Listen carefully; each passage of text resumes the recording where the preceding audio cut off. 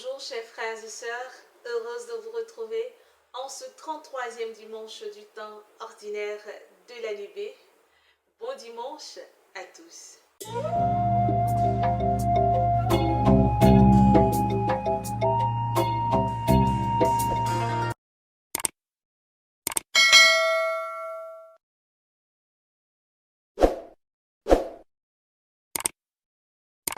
Les textes en ce 33e dimanche nous rassurent tout en nous invitant à la conversion véritable.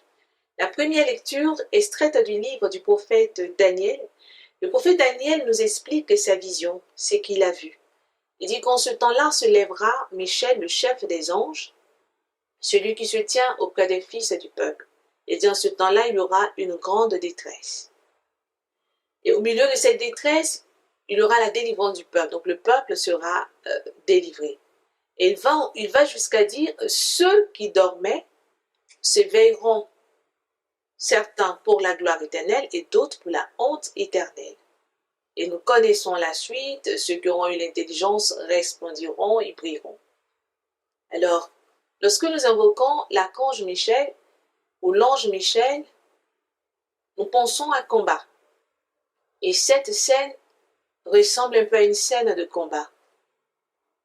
À une scène qui pourrait peut-être faire peur, parce qu'on nous dit qu'il y aura une grande détresse. Mais l'assurance est qu'au milieu de cette détresse, le peuple sera délivré. Et ce qui nous emmène encore à réfléchir et à nous dire, est-ce que nous serons parmi ces personnes qui seront délivrées? On nous dit, ceux qui dormaient s'éveilleront, certains pour la gloire éternelle et d'autres pour la honte éternelle. Frères et sœurs, où te situes-tu? Qu'as-tu choisi? Quel est ton choix? Es-tu dans le camp pour la vie éternelle ou dans le camp pour la honte éternelle? Une chose est sûre, c'est que le peuple sera délivré.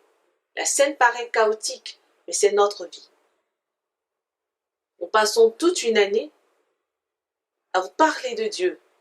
Toute une année où nous avons cheminé avec Dieu. Mais où est-ce que nous nous situons? On nous dit ceux qui dormaient. Nous pensons à nos parents défunts, à tous ceux qui nous ont précédés. Mais également à nous qui marchons mais qui dormons. À nous qui marchons mais qui sommes morts à l'intérieur de nous-mêmes. Est-ce que quand après ou au cœur de cette grande détresse, nous nous éveillerons pour la gloire éternelle ou pour la honte éternelle? La bonne nouvelle se trouve dans l'Évangile. Extrait de Saint Marc, chapitre 13, versets 24 à 32. Jésus s'adressant à ses disciples, il va faire référence à cette grande détresse.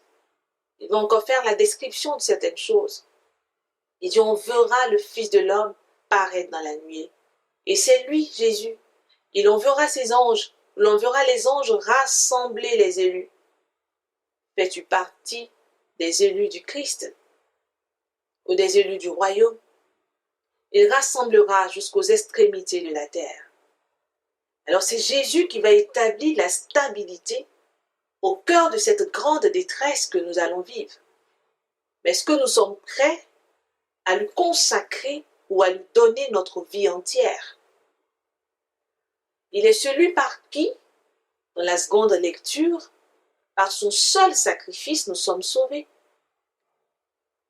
Il y a une rupture entre l'ancienne alliance et Jésus qui établit la nouvelle alliance par son sacrifice une bonne fois pour toutes. Alors nous n'avons plus besoin de faire d'autres sacrifices. Pourquoi il est si difficile ou encore difficile pour nous de faire le bon choix? Parce que nous pouvons même être là, parler de lui, faire tout ce qu'on entend dire, mais ne pas vivre ce qu'il nous demande de faire. Il est temps de choisir Jésus véritablement pour avoir la paix et l'équilibre nécessaires. Et chaque année, quand nous nous approchons de la fin de l'année, il y a beaucoup de déclarations. Mais notre vie que nous donnons à Jésus nous garantit une vie paisible, une vie joyeuse, qui nous apporte la paix véritable. Et Jésus est la seule personne capable de nous apporter cet équilibre, de nous apporter cette stabilité. Il serait temps, frères et sœurs, que nous acceptions de lui donner notre vie. Il serait temps, frères et sœurs, que nous acceptions d'aller à sa rencontre, de nous dépouiller pour qu'il soit établi, lui qui, par son sacrifice, nous garantit la vie. Ainsi, on pourra chanter avec le psalmiste, le psaume 15, que nous avons fait de Dieu notre refuge. Alors si je fais de Dieu mon refuge, le jour viendra où moi aussi, et comme les autres ou avec les autres, on s'éveillera pour la gloire éternelle et non pour la honte éternelle. Parce que nous savons tous où est-ce que la honte éternelle nous conduit. Alors demandons la grâce d'une conversion vraie, la grâce d'une conversion qui bouleverse notre vie et qui la met dans le bon sens, le sens que Dieu décide, que Dieu veut pour nous. La grâce d'avoir cette assurance que sans lui seul, que nous avons la paix, que sans lui seul, que nous avons la joie. Vous le savez, frères et sœurs, moi je vous aime, mais Dieu encore plus. Il est temps de revenir à lui, notre stabilité. Au revoir et très bon dimanche. Au revoir.